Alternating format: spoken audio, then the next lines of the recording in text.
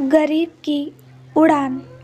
एक छोटे से गांव में सकुबाई नाम की एक महिला रहा करती थी।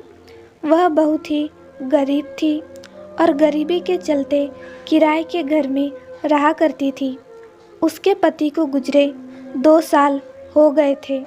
उसका एक लड़का भी था जिसका नाम मोहन था और वह पढ़ाई में बहुत ही होशियार था। पति के गुजरने के बाद घर चलाने की सारी जिम्मेदारी सकुबाई के कंधों पर आ गई थी।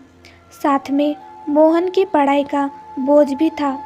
सकुबाई हमेशा सोचती थी कि उसका बेटा एक दिन बहुत बड़ा अफसर बनेगा।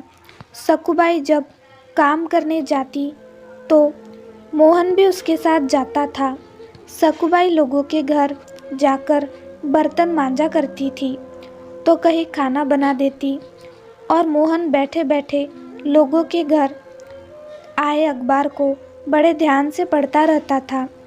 एक दिन जब मोहन अखबार पढ़ने लगा तो एक मालकिन ने बड़े उत्सुकता से कहा, अरे मोहन, अखबार पढ़ रहा तू? अखबार पढ़कर क्या तू बड़ा अफसर बन जाएगा? इससे अच्छा तो तू अपनी माँ के काम में हाथ बटा ले। इससे तेरी माँ की मदद तो हो जाएगी। इस पर मोहन बोला, मालकिन, मुझे बड़ा अफसर बनना है, कलेक्टर बनना है। हम किताबें नहीं खरीद सकते, इसलिए ज़्यादा ज्ञान पाने के लिए मैं अखबार पढ़ता हूँ। मालकिन बोली, तुम और कलेक्टर बनोगे? शक्ल देखी है अपनी? और मालकिन ज़ोर ज़ोर से हंसने लगी। सकुबाई को यह बात बहुत बुरी लगी और वह दोनों वहाँ से चले गए। फिर सकुबाई ने शादियों में रोटी बनाने का काम शुरू किया और वो अकेले ही 15-20 किलो आटे की रोटियां बना देती थी। उसके लिए वह सुबह 3 बजे उठकर ही अपने घर का काम शुरू कर देती थी जिससे वो जल्दी जा सके। मोहन भी सुबह उठकर माँ की मदद करके अपनी पढ़ाई करता था। एक दिन अचानक मकान मालिक उनके पास आए और बोले, क्या सकुबाई, तुम और तुम्हारा बेटा सुबह के 3 बजे ही उठ जाते हो और लाइट जलाते हो? तुम्हारी वजह से बिजली का बिल ज़्यादा आ रहा है। या तो बिजली का बिल ज़्यादा दिया करो या फिर मकान खाली कर दो। ये कहकर मकान मालिक गुस्से में वहाँ से चला गया। उसके जाने के बाद मोहन ने तेल वाली लालटेन जलाई और पढ़ाई करने लगा। माँ भी उस प्रकाश में रोटियां करने लगी। ऐसे ही मोहन ने अगले कुछ साल में मन लगाकर पढ़ाई की और क्लास में हमेशा पहले स्थान पर आने लगा।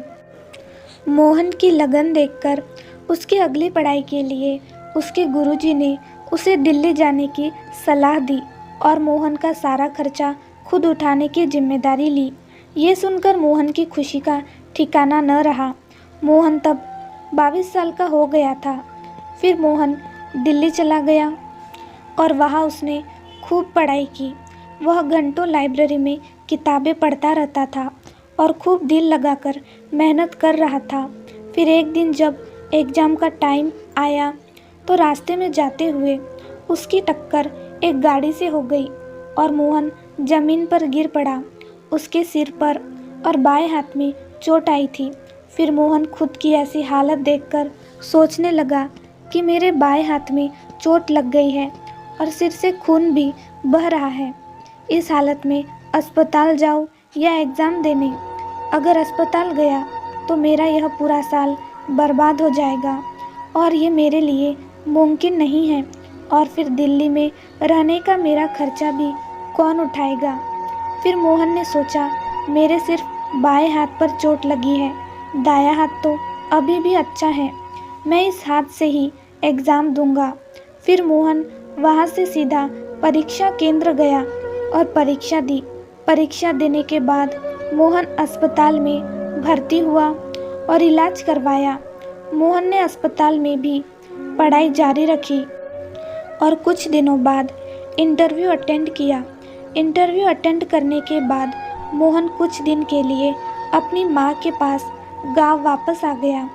कुछ दिनों बाद रिजल्ट के दिन माँ ने मोहन को अखबार खरीद कर लाकर दिया और मोहन को परिणाम देखने को कहा। मोहन ने रिजल्ट देखा तो उसने जोर से चीख निकाली, माँ मैं पास हो गया, तुम्हारा बेटा अफसर बन गया, मैं कलेक्टर बन गया हूँ माँ। यह सुनते ही माँ की आंखों से आंसू आने लगे और वह दोनों खुशी से रोने लगे। तो दोस्तों, इस कहानी से हमें क्या सीखने को मिला?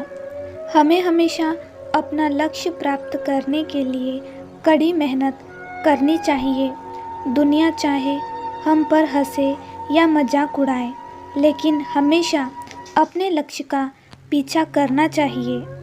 अपने लक्ष्य पर टिके रहने पर कामयाबी ज़रूर मिलती है। कहानी कैसे लगी हमें ज़रूर बताएं दोस्तों। चैनल पर नए हैं तो लाइक, शेयर और सब्सक्राइब ज़रूर करें। कहानी सुनने के लिए धन्यवाद।